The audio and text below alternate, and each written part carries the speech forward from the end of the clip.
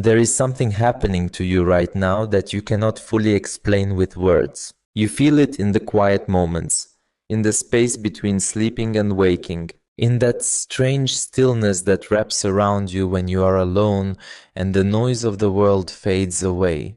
You feel it like a low hum in your chest, like a frequency that only you can hear, like a signal being broadcast from somewhere deep within you that has no name, but somehow feels more real than anything you have ever touched.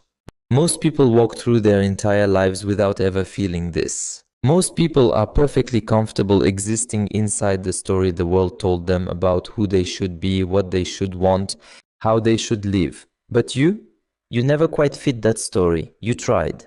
God knows you tried. You wore the costumes, you spoke the lines, you showed up to the performance. And yet every single time there was something, some invisible force that kept pulling you out of the script. That kept reminding you, at the most inconvenient moments, that you were built for something else entirely, something larger, something that does not yet have a name. And that feeling, the one you cannot shake, the one that has followed you like a shadow through every chapter of your life, is not an accident. It is not a symptom of restlessness or dissatisfaction or ego. It is a signal. And today we are going to talk about what that signal means. Before we go any further, I want you to understand something. The world will never be able to figure out who you are. Not because you are hiding, but because what you carry inside you does not fit into any box that has ever been built. You have probably experienced this already. You walk into rooms and people look at you like they are trying to solve a puzzle. Employers cannot quite categorize you. Romantic partners struggle to fully understand you. Even friends who love you deeply sometimes stare at you in moments of honesty and say, "I don't always know what goes on inside your head." And for a long time you may have interpreted that as a flaw. You may have told yourself that you were too complicated, too much, too hard to love, too strange to belong anywhere. But here is what nobody told you. The reason the world cannot figure you out is not because something is wrong with you. It is because the template for what you are has not been released yet. You are not a malfunction, you are a prototype. You are running software that has never been installed on a human being before. And the people around you, as brilliant and loving and well-intentioned as they are simply working with outdated reference points. They are trying to understand a phenomenon they have never encountered. And that, beloved, is not your burden. That is your badge. Let us talk about what it actually means to be chosen, because the word has been misused so many times that it has started to sound like arrogance or delusion. People hear the chosen one and they think of a superhero in a cape, someone destined for glory and adoration, someone standing on a podium while the world applauds. That is not what this is. Being chosen is not about superiority. It is not about being better than other people. It is not even about being recognized by other people. Being chosen means you were selected by the universe, by God, by life itself, by whatever name you give to the intelligence that breathes through all things, to carry something specific into the world, a frequency, a perspective, a way of being that could not enter this reality through anyone else. It had to come through you, your particular history of pain, your specific combination of gifts and wounds, your unusual way of seeing, your uncanny ability to feel things that others filter out. All of it was necessary. All of it was intentional. Every hard thing you survived was not a punishment. It was preparation. Every moment of isolation was not abandonment. It was appointment. You were being shaped slowly and precisely into an instrument capable of producing a sound the world desperately needs, but does not yet know how to ask for. Think about the moments in your life when you felt the most lost. Think about the seasons when everything fell apart, when the relationships crumbled, when the money dried up, when the career path dissolved, when the identity you had built with such careful effort suddenly revealed itself to be a scaffolding around nothing. Most people look at those periods as evidence that something went wrong. But I want to invite you to look at them differently. What if those collapses were not failures? What if they were demolitions? What if the universe was not destroying your life, but clearing the construction site? Because here is what happens to people who are chosen for something unusual. They cannot be built according to the standard blueprint. The ordinary structure will not hold what they are meant to carry. So the ordinary structure has to come down, sometimes gently, sometimes violently. Sometimes with a kind of brutality that leaves you gasping on the floor, wondering if you will ever stop hurting. But every time the scaffolding came down, something else was revealed. A foundation that was always there, deeper and stronger than anything the scaffolding was pretending to be. And on that foundation, something real is now being built. Something that will last, something that has your name written into its DNA at a molecular level. I want to speak to those of you who have spent years feeling like you do not belong anywhere. You move through social spaces like a ghost, present but not quite fitting, visible but not quite seen. You have friends, perhaps many friends. But in your most honest moments, you wonder if anyone truly knows you. You have tried to explain yourself, your feelings, your visions, your sense of purpose, and watched people nod politely while their eyes glazed over with gentle incomprehension. You have learned to shrink certain parts of yourself in certain rooms, because the fullness of what you carry is simply too much for the space. And over time, you may have started to believe that your inability to fully belong was a defect to be corrected. Let me tell you something that might change everything. The chosen one is always the outsider. In every mythological tradition, in every spiritual lineage, in every archetypal story of transformation, the one who is selected for something extraordinary first goes through a period of profound alienation. Moses was an outsider among his own people. The Buddha left his kingdom and wandered alone. Jesus was misunderstood by his own family. Joseph was sold into slavery by his brothers. In story after story, the pattern is the same. The chosen one does not fit, cannot fit, will not fit, because fitting into the existing world would mean losing the very thing they were chosen to bring into it. Your outsider experience is not a wound to be healed, it is a wound that heals others. The sensitivity that made you feel like too much, that is the same sensitivity that will allow you to feel what others cannot feel, to perceive what others cannot perceive, to hold space for pain that others cannot bear to sit with. The strangeness that made you feel like you did not belong, that is the same.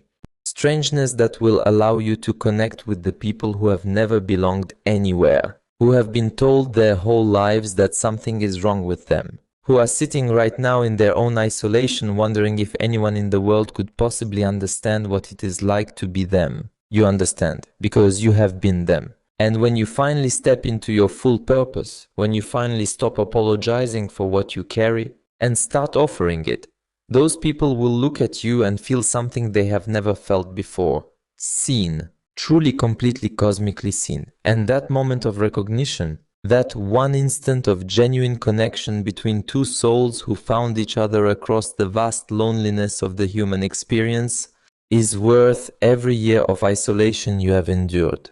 It is worth every night of confusion. It is worth every moment of not belonging. You were not lost, you were in transit.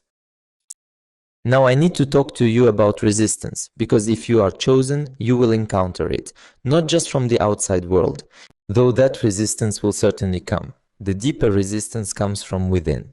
There is a voice, perhaps you know it well, that sounds exactly like wisdom but functions exactly like fear. It is the voice that says, "Who are you to think you are special?" It is the voice that catalogues every mistake you have ever made and presents them as evidence that you are not qualified.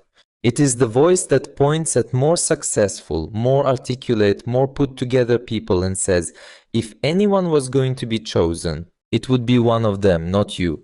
This voice is not your friend, it is not your conscience, it is not the universe speaking through you. It is the accumulated weight of every small humiliation, every dismissal, every moment you were told, explicitly or implicitly, that you were not enough. It is the scar tissue of a life lived in a world that does not yet have eyes to see what you actually are. And it speaks with such authority because it has been building its case for years. But here is the thing about that voice. It only gets louder when you get closer to the truth. The days when the resistance is most deafening are not the days you are furthest from your purpose. They are the days you are closest. Think about the structure of any great story, the hero's journey, the template that underlies every myth, every epic, every tale of transformation across every culture in human history has a very specific moment called the ordeal. It is the darkest point. The moment when everything is lost and the hero is utterly alone and the outcome is completely uncertain. It is not placed at the beginning of the story, it is placed right before the breakthrough, right before the resurrection, right before the turn. The writers of these stories understood something profound about the architecture of becoming. The darkest moment is not a sign that the story is ending. It is a sign that the story is about to change. If you are in your ordeal right now, if you are in the darkness, the uncertainty, the isolation, the feeling of having lost everything that once gave you structure, I want you to hear this. You are not at the end. You are at the turn. The darkness is not the destination, it is the doorway. And on the other side of this doorway is a version of you that you have not yet met. A version forged by exactly this fire, shaped by exactly this darkness, made unbreakable by exactly this pressure. You are not being destroyed, you are being born. Let us talk about the gifts you have been carrying that you have not yet fully claimed. Because the chosen one does not only suffer, the chosen one also carries extraordinary capacities that have been with them since birth, often unrecognized, sometimes suppressed, frequently mistaken for something else entirely. That deep empathy you carry, the one that makes you absorb the emotions of rooms, that makes you feel the pain of strangers, that sometimes makes it difficult to be in crowded spaces because everyone's feelings flood you like a tide. That is not a disorder. That is a superpower in its early unrefined form. The visionary quality of your thinking. The way you see connections between things that seem unrelated to others. The way you can perceive patterns in chaos. The way your mind leaps ahead of linear logic to arrive at conclusions that later prove true, that is not distraction or impracticality. That is the mind of someone who was built to see what others cannot see. The relentlessness of your inner life, that the dreams that feel like messages, the intuitions that arrive fully formed, the knowing that has no rational source but has proven itself right more times than you can count. That is not imagination run wild. That is a direct line to a source of intelligence that most people have never learned to access. These are not accidents of personality. They are tools, and they were given to you because the work you are here to do requires exactly these tools and no others. I want to speak now about the people who will try to dim your light, not necessarily out of malice, sometimes out of their own fear, their own unhealed wounds, their own terror of the unfamiliar. They will call your vision unrealistic. They will call your sensitivity a liability. They will mistake your depth for instability, your difference for dysfunction, your refusal to shrink for arrogance. Some of them will mean well. Some of them will be people you love. And the hardest thing about being chosen is that it often means you must disappoint the people closest to you in order to be faithful to the thing you were sent here to do. Moses had to leave Egypt. Abraham had to leave his homeland. Every major transformation in human history involved someone walking away from the familiar into the terrifying unknown, not because they did not love what they were leaving, but because they loved the call more. This does not mean you must cut people out of your life or treat those who misunderstand you with contempt. It means you must develop the internal authority to know the difference between feedback that refines you and feedback that diminishes you. Between people who challenge you to grow and people who ask you to disappear. You do not owe anyone your disappearance, not your family, not your community, not your culture, not the version of yourself you used to be. The only thing you owe is faithfulness to what lives inside you, to the mission that was placed in you before you had words for it. There is a specific type of loneliness that belongs only to the chosen one. It is not the loneliness of having no one around. You may be surrounded by people who love you and still feel this loneliness. It is the loneliness of carrying something that others cannot yet see. It is the loneliness of a vision that has not yet been born into form, that exists only inside you, vivid and urgent and real, but still invisible to the world. It is the loneliness of knowing something without being able to prove it, of seeing something without being able to show it, of being called somewhere without being able to name the destination. This loneliness is one of the most difficult aspects of the chosen journey. And I will not insult you by telling you it is easy or that it goes away quickly. It does not. But I will tell you this, every person who has ever created something that outlasted their lifetime first spent years carrying it alone. Every visionary who ever changed the course of human history first had to survive the period when no one else could see what they saw. The loneliness is not evidence that you are wrong. The loneliness is the price of being first, and the world needs someone to be first. The world needs someone willing to hold the vision in the dark before anyone else can see the light. That someone is you. That is why you are here. Let us talk about time, because the chosen one often has a complicated relationship with time. You may feel like you are behind, like you should have figured this out sooner. Like everyone else is further along in their lives and you are still trying to understand what your life is actually supposed to be. You look at people your age who have the career, the family, the clarity, the structure, and you wonder if the fact that you are still searching means you have somehow failed the assignment. But the chosen one rarely arrives on schedule. The chosen one almost never follows the conventional timeline. Because the conventional timeline was designed for conventional purposes, and you were not designed for conventional purposes. Your season of wandering was not wasted time. Your years of confusion were not lost years. Every detour contained a download. Every delay contained a development that could not have happened faster. There is no such thing as being behind on a divine assignment. The only schedule that matters is the one written into your soul. And that schedule operates on a frequency that human calendars cannot measure. You are exactly where you need to be. You have arrived at exactly the right moment. And when your time comes, and it will come, you will look back and see with absolute clarity that every twist, every delay, every apparent setback was a necessary thread in the tapestry. Nothing was wasted, not one day of it. I want to address something that most people are afraid to say out loud. Being chosen is terrifying, not just difficult, terrifying. Because it means accepting a responsibility that you did not ask for, that you cannot fully understand, that will require you to become someone you do not yet know how to be. It means stepping into a version of yourself that is so much larger than the person you have been playing it safe as. And the gap between the person you are now and the person you are becoming can feel like an abyss. It can feel like looking over the edge of a cliff and being asked to jump. Most people, when they feel this terror, interpret it as a sign to go back. They retreat to the familiar, to the safe, to the manageable. And there is no judgment in that. The human nervous system was designed to protect, not to expand. But the chosen one learns, over time, to distinguish between the terror of genuine danger and the terror of genuine growth. The terror of growth feels enormous, but it does not feel wrong. It feels like the feeling you had as a child before a roller coaster.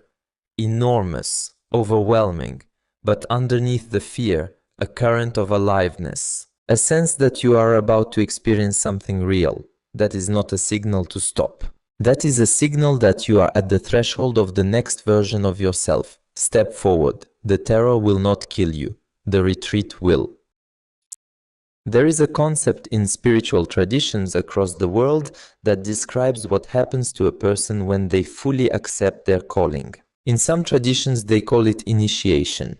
In others they call it awakening. In still others they call it the second birth. But regardless of the name, the experience is consistent. Something shifts at a fundamental level. The way you see the world changes. The way you experience time changes.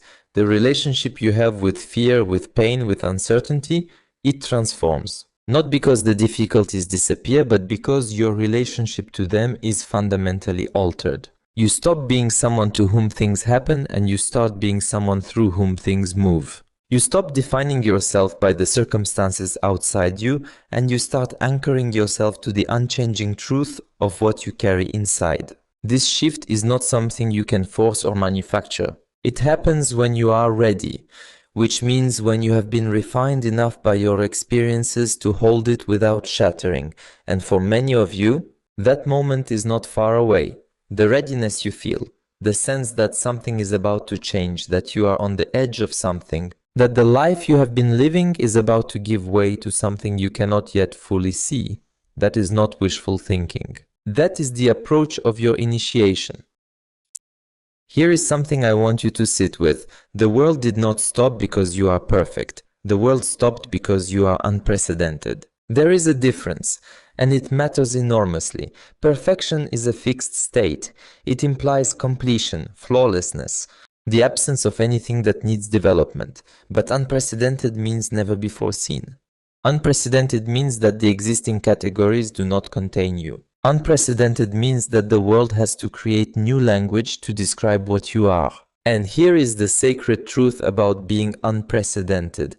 You do not need to be perfect to be chosen. You need to be real. You need to be willing. You need to be available to the work, even when you are broken, even when you are confused, even when you are terrified, even when you are still in the middle of your own healing.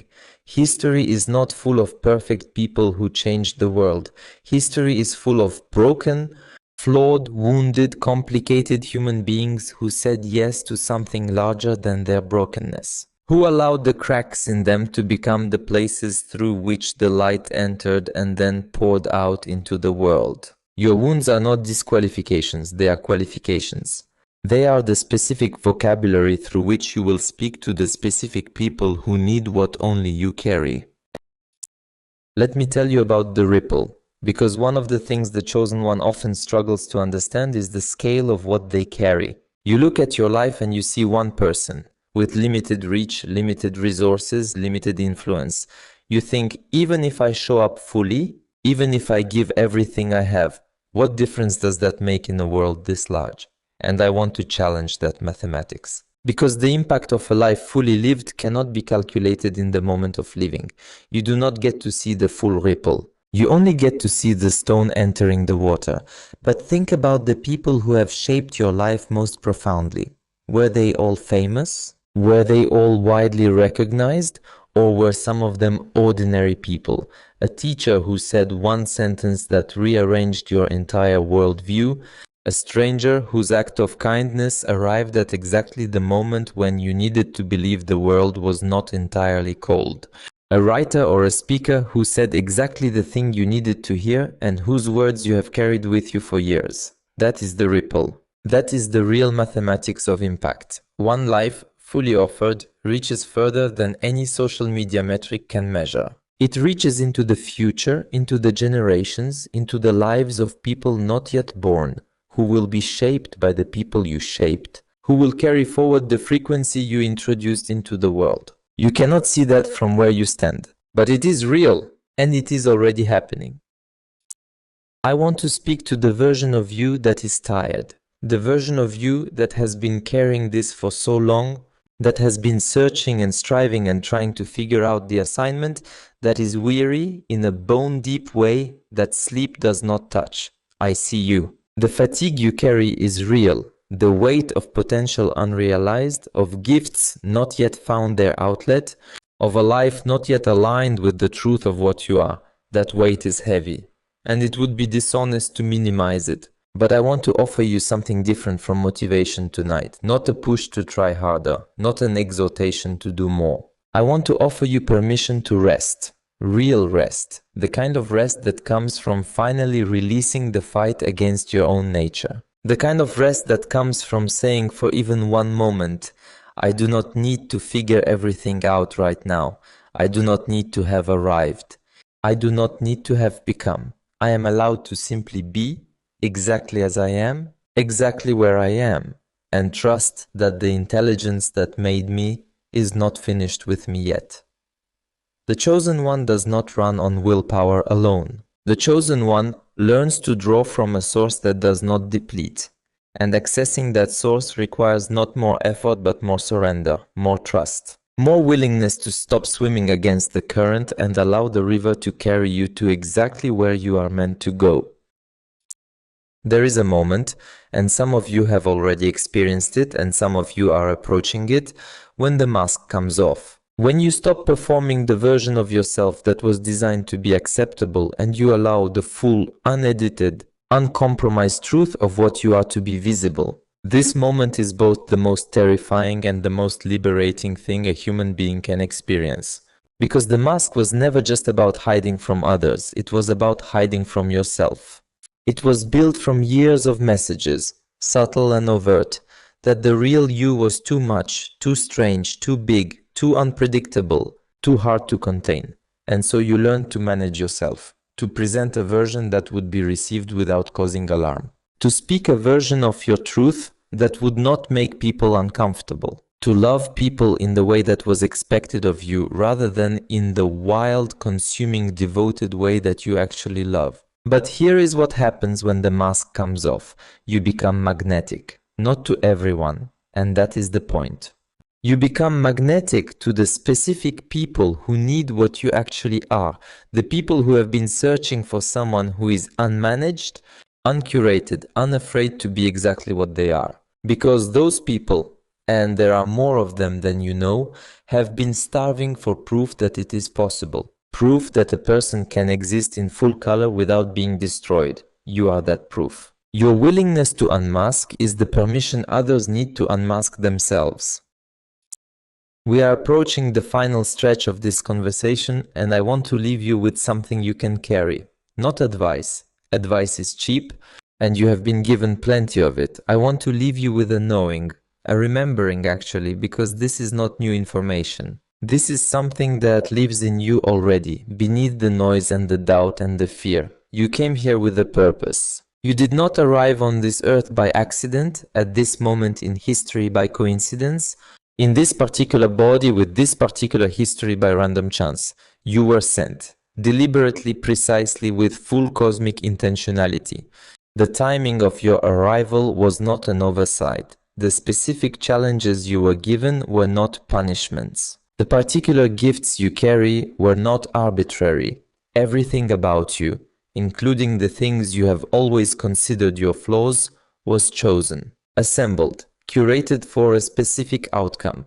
The question was never whether you were chosen. The question is always whether you will accept it. Whether you will stop waiting for permission from a world that will never fully understand you in order to begin offering what you were sent here to offer. Whether you will stop apologizing for your nature long enough to use it. Whether you will trust the signal in your chest, the one that has been whispering, sometimes screaming, through every chapter of your life, more than you trust the voices that have told you to be smaller. The whole world stopped, not because you are famous, not because you have arrived at the destination, not even because you have figured out the full assignment yet. The whole world stopped because something in you, something ancient and enormous and deeply awake, refuses to be ordinary. Refuses to settle for the performance of a life, refuses to pretend that the hum in your chest is not real, that the signal is not there, that the frequency you carry does not matter. And that refusal, that stubborn, bone-deep, unkillable refusal, is itself the first act of your mission. Every day you choose to stay faithful to what lives inside you, even without evidence. Even without applause, even without a clear map forward, is a day you fulfill a portion of the purpose you were sent here for. Every time you choose depth over performance, truth over approval, growth over comfort, you send a signal out into the world that something real is possible, that a human being can live from the inside out,